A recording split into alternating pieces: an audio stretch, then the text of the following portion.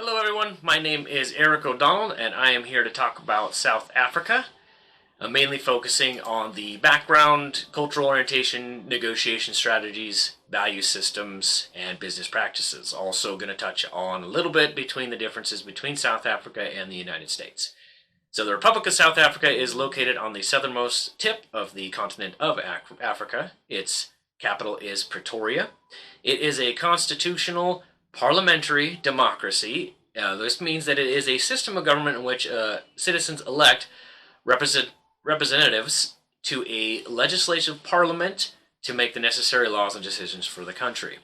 In 1990, several liberators in the race battles, including Nelson Mandela, was released from prison. And in 1994, a settlement was reached which abolished apartheid, which was a policy of discrimination on grounds of race. This also was the time that Mandela was elected president. Now, the country's abundant natural resources include precious and industrial metals, and since the end of apartheid, South African companies have sought to expand investments in other African countries as well, particularly in mining and commercial activity. South Africa has been referred to as the Rainbow Nation because its mix of different types of cultures and religions, ethnicities. Filled with approximately 50 million residents, South Africa is rich in its culture. You can find around 11 different languages in South Africa, and out of the 50 million residents, approximately, there is about 4.5 million white people. So, traditional South African families are always together. They are more like a tribe. They provide all the securities for each other, including emotional and financial support.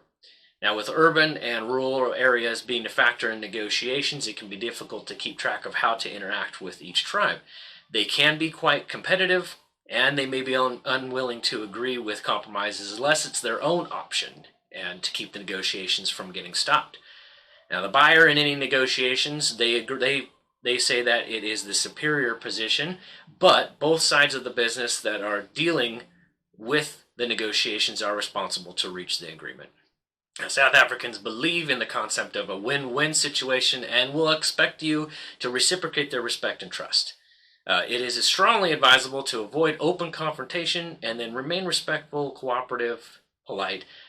It can be the best leverage to have a personal relationship ahead of time, and they emphasize the common interest for a long-term benefit.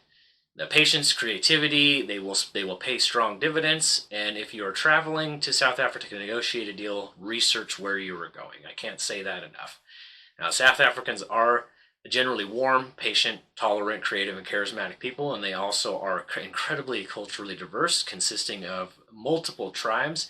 Each tribe has their own tradition of belief or belief system. They have different languages, they have cultural practices unique to them, and they trace all the way back to their own history. And when it comes to doing business in South Africa, like I said, do your research. Know where you will be meeting. Know who you will be meeting. You may be meeting several different people in a day, in a week, in different tribes, and every single one of them could be a different experience. And always be prepared for changes. Something may come up in the middle of it that you may have to change your negotiation strategy. Now, there are certain do's and don'ts with etiquette on business in South Africa. I picked 5 that were important, at least what I felt. South Africans are often reluctant to deal with people they have not met. Just like I said, they'd like to form that relationship first. They'd like to have that initial meeting, get to know you sort of thing. Number 2, never raise your voice and always keep a mild tone when conversing. It is rude to interrupt a speaker. That's pretty much anywhere, but just keep that in mind. It's always important to show respect to elders, even if they're not a part of the negotiation or the business. Elders are considered wise, deserving of respect, and those that disrespect them, the South Africans consider undesirable business partners. Number 4, it is considered rude to point your finger. And never have a conversation with anybody with your hands in your pockets. Westerners are notorious for doing that, especially those coming from Idaho. That's where it's cold, or places like that. Number 5, be sure to make eye contact. Always keep eye contact. Indicate that you agree with them and that you are paying attention to them, you are listening. Just be a good listener.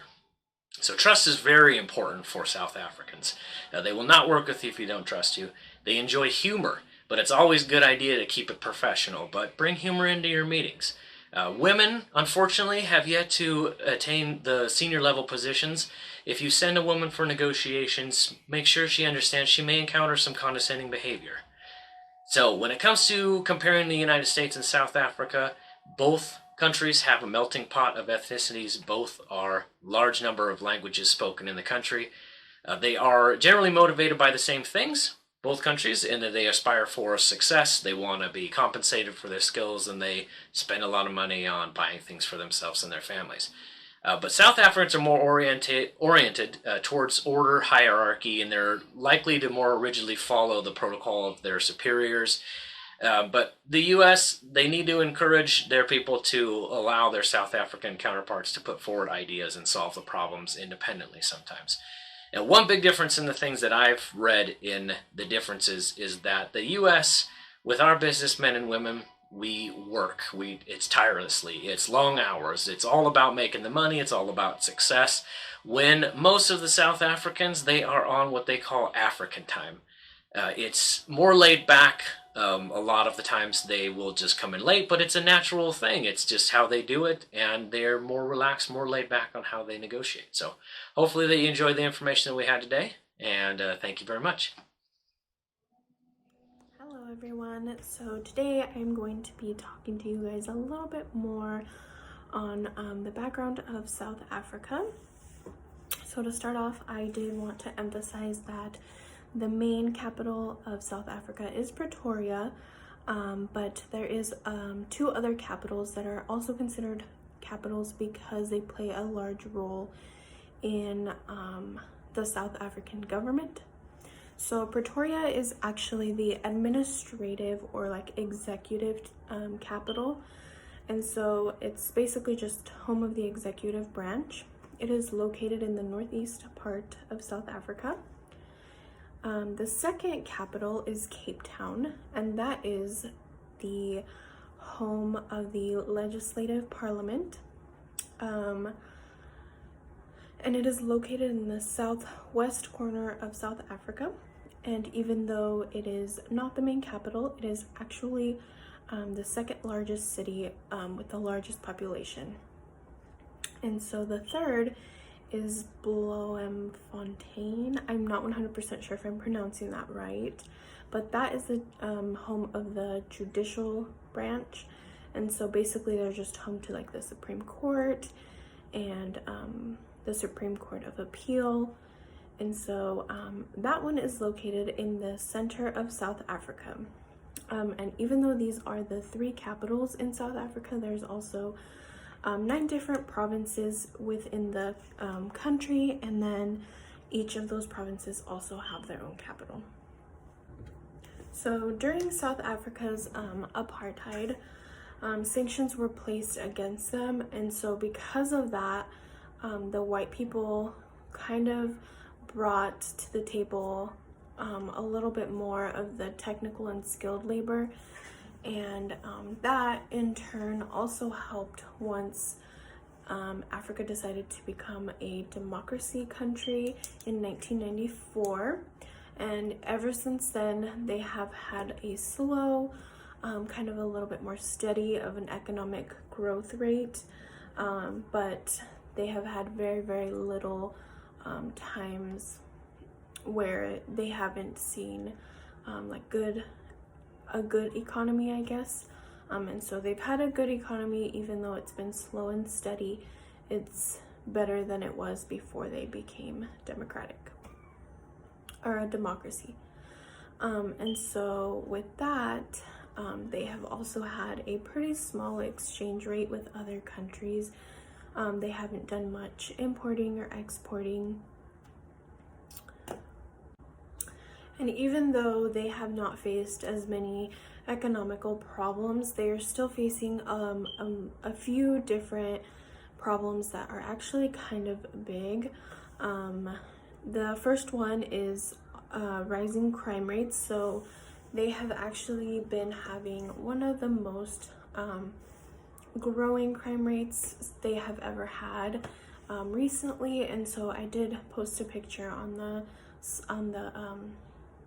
PowerPoint of the 2018 to 2019 crime rates, and it's a little bit crazy.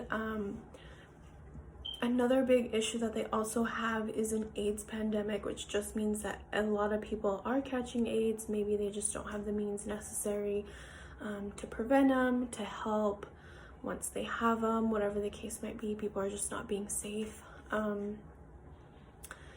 And a couple other discrepancies that they've also been having is still with education. Their education system is still not the best, and then their housing is also a big issue.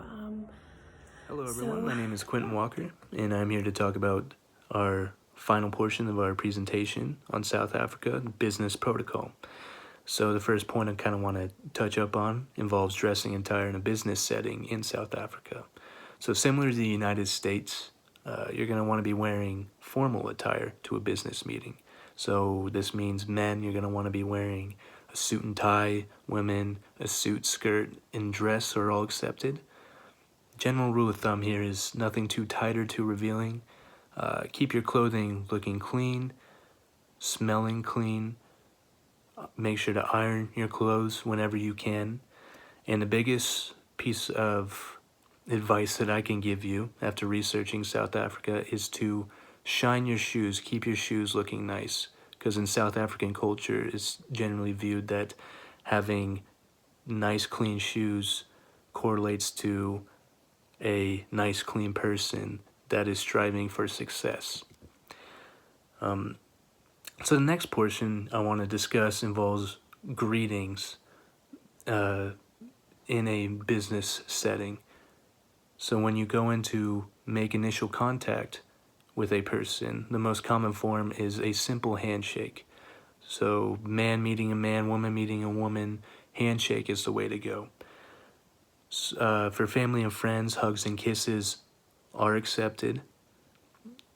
However, if you are a man meeting a woman, handshakes are still usually accepted. However, if you are the man, you should let the woman lead, as you might just get a simple head nod as a gesture of saying hello or as a greeting. Now, the third part I want to discuss here involves titles and gestures. When you're referring to someone, avoid using their first names. Last names are more professional in South Africa. And if you're going to use a professional title, Mr., Mrs., etc., you can. However, I suggest that you do research on that person beforehand, find out their marital status, so you are able to use their correct title when you address them. As far as gestures go within a business setting, a business meeting, make eye contact whenever you can, whenever you're communicating, but don't do it to the point where you're staring, and because that could come across as rude. Thumbs up, also accepted as a way to say good job or that you appreciate the information that you are receiving. If someone sneezes, saying bless you is also generally accepted in South Africa. So for the final portion here in the presentation on business protocol, I want to talk about the idea of giving gifts in a business meeting or giving gifts in general in regards to South Africa. So in an initial business meeting, you should not be exchanging gifts. You should not be buying gifts for these meetings. However, if one of your coworkers or someone you are meeting with invites you to a dinner party at their own house, you should bring a gift. Some gifts that are generally accepted include chocolates, flowers, a nice bottle of wine. You're definitely going to want to bring a gift if you're invited to a party, because it might be viewed as rude if you don't. Another good rule of thumb to have is always ask the host beforehand if you should bring a dish of your own. When you show up to their house, always be kind and courteous. Ask if you could set up dinner plates, silverware, and whatnot. yeah, just be kind and courteous. So that will conclude our presentation of we went over initially and discussed the country background of South Africa, and we talked about how the Nobel Peace Prize winner Nelson Mandela helped end the apartheid in South Africa. We also discussed cultural orientation. South Africa is very diverse in the religions that are practiced, in the races that live within